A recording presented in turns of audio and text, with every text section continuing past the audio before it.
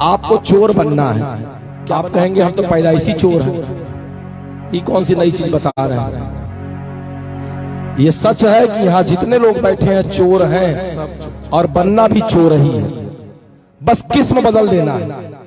इस धरती पर दो तरह के चोर होते हैं।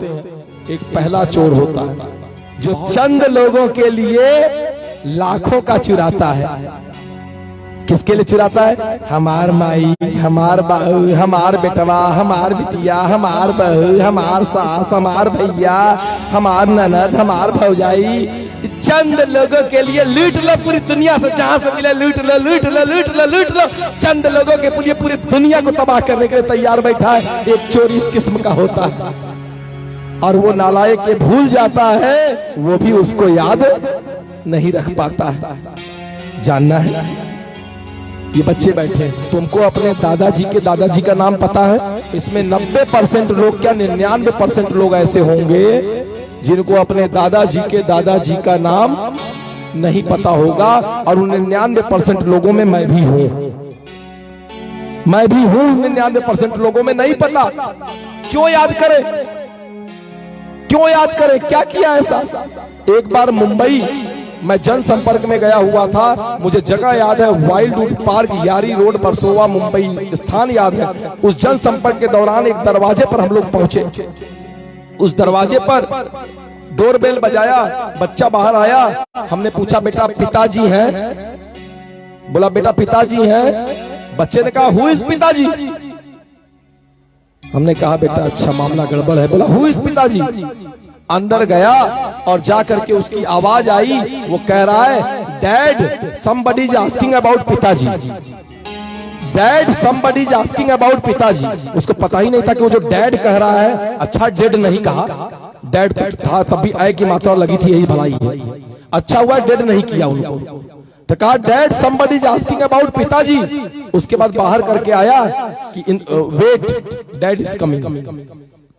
मुझे मजा आया, मैंने उससे मजा लेते हुए पूछा बेटा दादाजी, फिर मुझे लगा गलती कर रहा है, दादाजी कहाँ जाने का? मैंने ग्रैंडफादर को जानते हो क्या? ग्रैंडफादर को, ग्रैंडफादर का नाम पता है?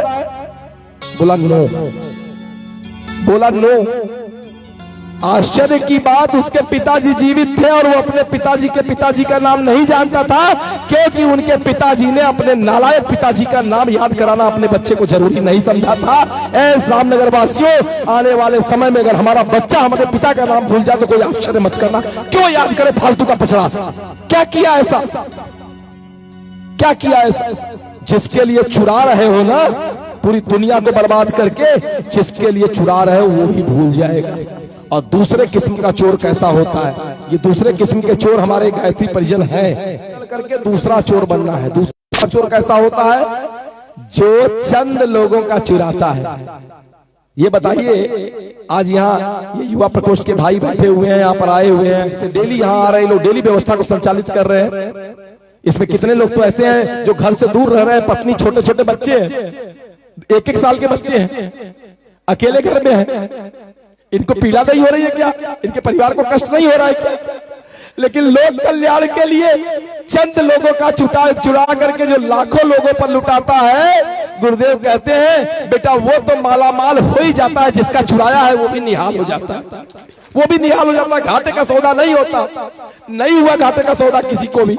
जीवन के प्रमाण से भी कह सकते हैं, आवश्यकता नहीं कि समय ले, मैं अपने जीवन के प्रमाण से भी कह सकता हूं कि निहाल हो जाता है वो भी, और निहाल हो जाते हैं जिसका चुराया है वो भी।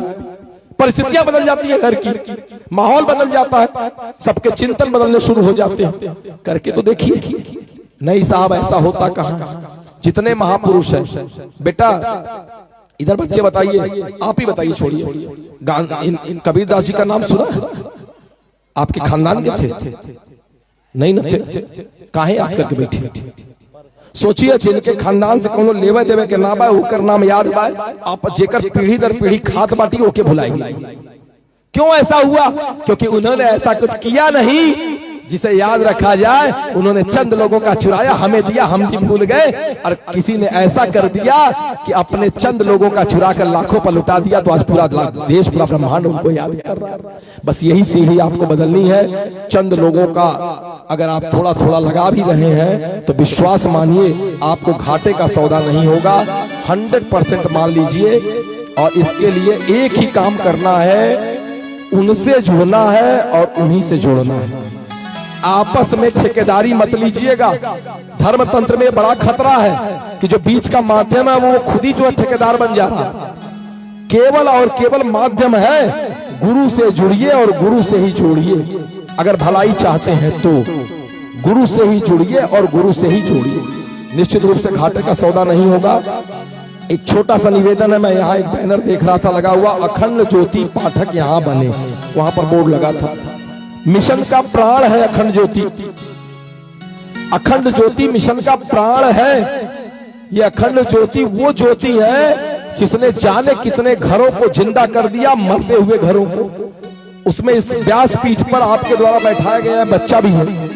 सैयद राजा के एक कक्ष में एक नमकीन की दुकान पर अखंड ज्योति के पन्ने में नमकीन खरीद करके मेरे घर गया और उस नमकीन को खाने के बाद उस पन्ने ने वो चमत्कार कर दिया कि मेरे पूरे के पूरे परिवार की दिशा और दशा बदल के रख दी।